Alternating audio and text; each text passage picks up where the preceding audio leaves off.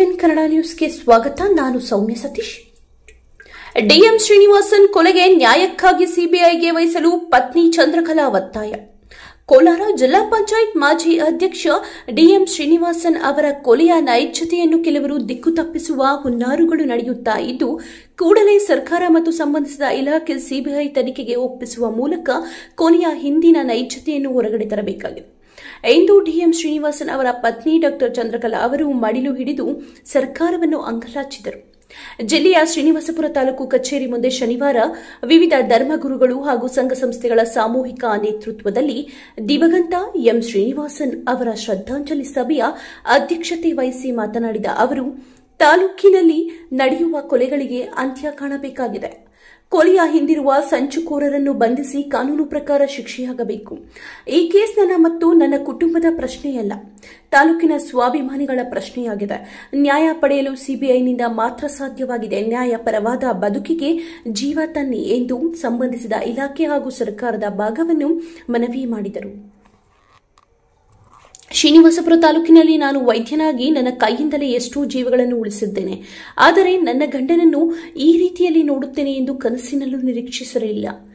ಈ ಕೇಸ್ನಲ್ಲಿ ಕೆಲವರು ಸುಳ್ಳು ಹೇಳಿಕೆಗಳನ್ನು ಈಗಾಗಲೇ ಕೊಟ್ಟಿದ್ದಾರೆ. ಹೆಣ್ಣಿನ ಶಕ್ತಿಯೇ ನ್ಯಾಯದ ಶಕ್ತಿಯಾಗಿದ್ದು, ಕೊಲೆಯ ಹಿಂದಿನ ಸಂಚುಕೋರರನ್ನು ಪತ್ತೆ ಹಚ್ಚಬೇಕು ಎಂಬುದನ್ನು ನಮ್ಮ ಎಲ್ಲರ ಒತ್ತಾಯವಾಗಿದೆ ಎಂದು ತಿಳಿಸಿದರು. ಈ ಸಂದರ್ಭದಲ್ಲಿ ಜಗದ್ಗುರು ಛಲವಾದಿ ಮಹಾಗುರುಪೀಠ ಚಿತ್ರದುರ್ಗದ ಶ್ರೀ ಬಸವನಾಗಿದೇವ ಶರಣರು ಮಾತನಾಡಿ, 2024ರ ಪ್ರಾರಂಭದಲ್ಲಿ ಸಂಭ್ರಮ ಪಡುವುದು ಬಿಟ್ಟು ಶ್ರದ್ಧಾಂಜಲಿ ಮಾಡಬೇಕಾದ ಪರಿಸ್ಥಿತಿ ನಮಗಳ ಮುಂದೆ ಬಂದಿದೆ. ಇಂತಹ ಸನ್ನಿವೇಶಕ್ಕೆ ಕಾರಣರಾದವರಿಗೆ ಕಾನೂನು ಮೂಲಕ ಶಿಕ್ಷೆಯಾಗುವಂತೆ ಮಾಡಬೇಕು. ಜೊತೆಗೆ ಇದರ ಹಿಂದೆ ಇರುವ ಕಾಣದ ಕೈಗಳು ಕೆಲಸ ಮಾಡಿದ್ದು ಕಂಡುಬರುತ್ತಾ ಇದ್ದು, ಅವರಿಗೆ ಶಿಕ್ಷೆಯಾದರೆ ಮಾತ್ರವೇ ಎಂ ಶ್ರೀನಿವಾಸನ್ ಅವರಿಗೆ ಚಿರಶಾಂತಿ ದೊರೆಯಲು ಸಾಧ್ಯ. ಆ ನಿಟ್ಟಿನಲ್ಲಿ ಸರ್ಕಾರವನ್ನು ಮತ್ತು ಇಲಾಖೆಯನ್ನು ರಾಜ್ಯದ ಗುರುಪೀಠವೂ ಸಹ ಕೇಸನ್ನು ಕೂಡಲೇ ಸಿಬಿಐಗೆ ವಹಿಸುವಂತೆ ಒತ್ತಾಯಿಸಿದರು. ಈ ಸಂದರ್ಭದಲ್ಲಿ ಪ್ರಾಸ್ತಾವಿಕವಾಗಿ ದಲಿತ ಸಂಘಟನೆಯ ಹಿರಿಯ ಮುಖಂಡ ಗೊಲ್ಲಹಳ್ಳಿ ಶಿವಪ್ರಸಾದ್ ಮಾತನಾಡಿ, ಬುದ್ಧ, ಬಸವ, ಅಂಬೇಡ್ಕರ್ ಅವರ ನೆಲೆಸಿದ ದೇಶದಲ್ಲಿ ಹಿಂಸೆ, ಅಹಿಂಸೆ, ಅಶಾಂತಿಗಳು ನಡೆಯುತ್ತಾ ಇದ್ದು, ಹಿಂಸೆಗೆ ಕೊಲೆಗಳು ಪರ್ಯಾಯವಲ್ಲ ಎಂಬುದನ್ನು ಸಮಾಜಕ್ಕೆ ಸಾರಿ ಹೇಳಬೇಕಾಗಿದೆ. ಪ್ರೀತಿ, ಸಂಬಂಧ, ಅನುಬಂಧಗಳು ಮತ್ತೆ ಮರುಕಳಿಸಬೇಕಾಗಿದೆ. ಎಂ ಶ್ರೀನಿವಾಸನ್ ಅವರ ಕೊಲೆಯೇ ಕೊನೆಯಾಗಬೇಕು. ಅವರು ನಮ್ಮೆಲ್ಲರ ಮಧ್ಯೆ ಚಿರಕಾಲವಾಗಿ ಉಳಿಯುವಂತಾಗಬೇಕು ಎಂದರು. ಈ ಸಂದರ್ಭದಲ್ಲಿ ಅಲ್ಲಮಪ್ರಭು ಮಹಾಸಂಸ್ಥಾನ ಕಲ್ಕೆರೆ ಮಠದ ತಿಪ್ಪೇರುದ್ದ ಸ್ವಾಮಿ, ತರುವಿಕೆರೆಯ ಸಿದ್ದರಾಮ ಚೈತನ್ಯ ಸ್ವಾಮೀಜಿ, ರಿಪಬ್ಲಿಕ್ ಪಾರ್ಟಿ ರಾಷ್ಟ್ರೀಯ ಕಾರ್ಯಾಧ್ಯಕ್ಷ ಎಂ ವೆಂಕಟಸ್ವಾಮಿ, ಜಿಲ್ಲಾ ಪಂಚಾಯತ್ ಮಾಜಿ ಅಧ್ಯಕ್ಷ ತೂಪಲ್ಲಿ ನಾರಾಯಣಸ್ವಾಮಿ, ತಾಲೂಕು ಪಂಚಾಯಿತಿ ಮಾಜಿ ಸದಸ್ಯ ಕೆಕೆ ಮಂಜುನಾಥ್ ಮಾತನಾಡಿದರು. ವಿವಿಧ ಪಕ್ಷಗಳ ನಾಯಕರುಗಳು, ಸಂಘಟನೆಗಳ ಪ್ರಮುಖರು ಭಾಗವಹಿಸಿದ್ದರು. A7 ಕನ್ನಡ ನ್ಯೂಸ್ ವರದಿಗಾರರು ರೌನಕ್ ಅಲಿ ಖಾನ್. ನಾವು ಇಲ್ಲೇ ಟ್ರೀಟ್ಮೆಂಟ್ ಕೊಡ್ಬೋದು. ಇನ್ನೊಂದು ಪೇಷಂಟ್ಗೆ ಕೋಲಾರ ಕಳಿಸ್ತೀವಿ, ಇನ್ನೊಂದು ಪೇಷಂಟ್ಗೆ ನಾವು ಬೆಂಗಳೂರು ಕಳಿಸ್ತೀವಿ. ಯಾರಾದ್ರೂ ಪ್ರಶ್ನೆ ಮಾಡಿದ್ರೆ ನೀವು ಯಾಕೆ ಬೇರೆ ಕಡೆ ಕಳಿಸ್ತೀರಾ, ಇಲ್ಲೇ ಎಲ್ಲ ಮಾಡಬಾರ್ದ ಅಂದ್ರೆ, ತುಂಬಾ ಸೀರಿಯಸ್ ಆಗಿರೋ ಪೇಷಂಟ್ ಸತ್ತೋಗ್ತಾನೆ, ಪೇಷಂಟ್ ಬಂಧಿಸ್ಬೇಕಾ? ನಾವು ಎಲ್ಲ ಅನುಕೂಲ ಇರೋ ಕಡೆ ಆ ಪೇಷಂಟ್ ಅನ್ನು ಕಳಿಸ್ಬೇಕು. ಆವಾಗ ಆ ಪೇಷಂಟ್ ಬದುಕ್ತಾನೆ, ಅವನಿಗೆ ನ್ಯಾಯ ಸಿಗುತ್ತೆ. ಇದು ಕೂಡ ಹಾಗೆ. ಇದು ಸಣ್ಣ ಪುಟ್ಟ ಕೇಸ್ ಅಲ್ಲ, ಹಿಂದೆ ಮಹಾ ಪಿತೂರಿ ಇರೋದ್ರಿಂದ ಇದು ಹೊರಗಡೆ ಬರಬೇಕು ಅಂತಂದ್ರೆ ನಾವೀಗ ದೊಡ್ಡ ದೊಡ್ಡ ಹಾಸ್ಪಿಟಲ್ ಗಾಡಿಗೂ ಕೂಡ ಕಳಿಸ್ತೀವಿ ಪೇಷಂಟ್ನ. ಅದೇ ರೀತಿ ನಾವು ಯಾರನ್ನೂ ಬ್ಲೇಮ್ ಮಾಡ್ತಾ ಇಲ್ಲ. CID ಅವರು ಕೂಡ ಅವರ ವ್ಯವಸ್ಥೆ ಏನಿದೆ ಅದರಲ್ಲಿ ಮಾಡಿದ್ದಾರೆ. ಆದ್ರೆ ಇದು ತುಂಬಾ ಈಗ ಏಮ್ಸ್ ಹಾಸ್ಪಿಟಲ್ ಕಳಿಸ್ತೀವಲ್ಲ ಪೇಷಂಟ್ನ, ಪೇಷಂಟ್ ಬದುಕಬೇಕಾದ್ರೆ ಆ ತರ ಕೇಸ್. ಈ ಕೇಸಲ್ಲಿ ನ್ಯಾಯ ಬದುಕಬೇಕು, ಈ ಕೇಸಲ್ಲಿ ನಾವು ನ್ಯಾಯ ಸಿಗಬೇಕು, ಹಿಂದ್ಗಡೆ ಈಚೆ ಕಡೆ ಬರಬೇಕು ಅಂದ್ರೆ ಇದನ್ನ ತುಂಬಾ ಹೈ ಲೆವೆಲ್ ಅಲ್ಲಿ ಇರ್ತಕ್ಕಂಥ ಹಾಸ್ಪಿಟಲ್ ತರ ಇರೋ ಸಿಬಿಐಗೆ ಇದನ್ನ ವಹಿಸಬೇಕು ಅಂತ ನಾನು ಈ ಸಭೆ ಮೂಲಕ ಒತ್ತಾಯ ಮಾಡ್ತೀನಿ.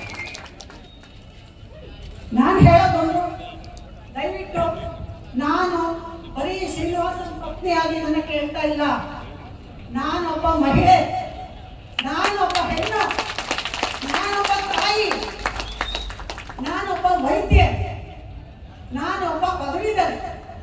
ನನ್ನ ಕೈಯಲ್ಲೇ ನನ್ನ ಗಂಡನ ಸಾವಿಗೆ ನ್ಯಾಯ ತಪ್ಪಿಸ್ಕೊಳಕ್ ಆಗ್ಲಿಲ್ಲ, ಅದ್ರ ಹಿಂದ್ಗಡೆ ಹೊರಗಡೆ ತರಕ್ ಆಗ್ಲಿಲ್ಲ ಅಂತಂದ್ರೆ ನೀವೆಲ್ಲ ಏನ್ ಮಾಡ್ತೀರಿ? ನ್ಯಾಯ ಇವಾಗ ಎಷ್ಟು ಜನ ಹೆಣ್ಮಕ್ಳಿದ್ದಾರೆ, ಅವರು ಒಂದು ಅನ್ಯಾಯಕ್ಕೆ ಒಳಗಾಗ್ತಾ ಇದ್ದಾರೆ. ನಾನೇ ಫೇಲ್ಯೂರ್ ಆಗೋದ್ರೆ ಒಂದು ಹೆಣ್ಣಿನ ಶಕ್ತಿನ ಗೆಲ್ಲಿಸ್ಬೇಕು, ಒಂದು ನ್ಯಾಯನ ಗೆಲ್ಲಿಸ್ಬೇಕು ಅಂತ ನಾನು ಈ ಹೋರಾಟ ಮಾಡ್ತಾ ಇದ್ದೀನಿ. ನನ್ನ ಗಂಡ ನನಗೆ ವಾಪಸ್ ಬರಲ್ಲ, ನನ್ನ ಮಕ್ಕಳ ತಂದೆ ವಾಪಸ್ ಬರಲ್ಲ. ನನಗೆ ಗೊತ್ತು ಇನ್ಯಾರ ಗಂಡ ಸಾಯ್ಬಾರ್ದು, ಇನ್ಯಾರ ಮಕ್ಕಳಿಗೂ ತಂದೆ ನಂಗೆ ಆಗ್ಬಾರ್ದು. ಅದರಿಂದ ನನಗೆ ನಾನು ಚೀಫ್ ಮಿನಿಸ್ಟರ್ ಅವರಲ್ಲಿ, ಡೆಪ್ಟಿ ಚೀಫ್ ಮಿನಿಸ್ಟರ್ ಅವರಲ್ಲಿ, ಹೋಮ್ ಮಿನಿಸ್ಟರ್ ಅವರಲ್ಲಿ, ಮತ್ತೆ ಕೋಲಾರದ ಉಸ್ತುವಾರಿ ಮಂತ್ರಿ ಆಗಿರ್ತಕ್ಕಂಥ ಸುರೇಶ್ ಅವರಲ್ಲಿ ದಯವಿಟ್ಟು ನೋಡಿ, ನಾನು ನನ್ನ ಸೆರಗನ್ನ ನೀಡಿ ನಿಮ್ಮಲ್ಲಿ ಪ್ರಾರ್ಥನೆ ಮಾಡ್ತೀನಿ, ನನಗೆ ನ್ಯಾಯ ಕೊಡಿ, ಸಿಬಿಐಗೆ ಕೊಡಿ, ನನಗೆ ನ್ಯಾಯ ಕೊಡಿ.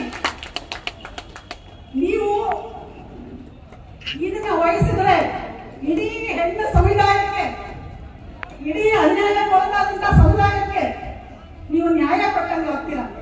ದಯವಿಟ್ಟು ನೀವೆಲ್ಲರೂ ನಮಗೆ ಸಪೋರ್ಟ್ ಆಗಿದ್ದೀರಿ, ಎಲ್ಲರೂ ಸರಿಯಾಗಿ ನಡೆಸ್ತಾ ಇದ್ದೀರಿ. ನನಗೆ ಯಾರ ಬಗ್ಗೆ ಕೂಡ ಏನು ಕೂಡ ಭಿನ್ನಾಭಿಪ್ರಾಯ ಇಲ್ಲ, ಯಾರ ಬಗ್ಗೆ ಬೇಜಾರಿಲ್ಲ. ಆದ್ರೆ ಈ ಕೇಸು ಬದುಕಬೇಕು, ಈ ಕೇಸ್ ಬದುಕಬೇಕು ಅಂತಂದ್ರೆ ಇದನ್ನ ಡೆಲ್ಲಿ ಏಮ್ಸ್ ಹಾಸ್ಪಿಟಲ್ ಪೇಷಂಟ್ ಕಳಿಸ್ತೀವಲ್ಲ, ಆತ ಹೈಯೆಸ್ಟ್ ಇನ್ವೆಸ್ಟಿಗೇಷನ್ ಇರ್ತಕ್ಕಂಥ ಸಿಬಿಐಗೆ ಹೋಗಿ ದಯವಿಟ್ಟು ನ್ಯಾಯನ ಹೊರಗಡೆ ತನ್ನಿ, ನ್ಯಾಯನ ಬದುಕಿಸಿ ಅಂತ ನಿಮ್ಮ ಮೂಲಕ ಎಲ್ಲ ಕೇಳ್ಕೊತಾ ಇದ್ದೀನಿ. ಈ ನನ್ನ ಮನವಿಗೆ ನಿಮ್ಮೆಲ್ಲರ ಒಪ್ಪಿಗೆ ಇದೆ ಅಂತ ಆದ್ರೆ ಜೈ ಭೀಮ್ ಅಂತ ಜೋರಾಗಿ ಹೇಳಿ.